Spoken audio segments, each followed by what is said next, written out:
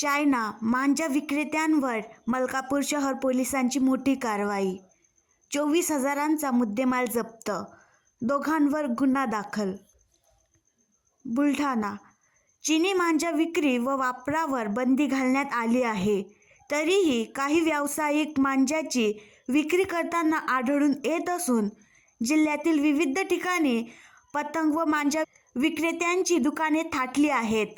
आज 26 डिसेंबर रोजी मलकापूर शहर पोलिसांनी शहरातील छोटा बाजार परिसरात चिनी मांजा विक्री करणाऱ्या शेख वसीम शेख जहीर व हुसेन जहीरुद्दीन या दोन व्यावसायिकांवर भादवी कलम 336, 188 प्रमाणे गुन्हे दाखल करून अटक करण्यात आली आहेत.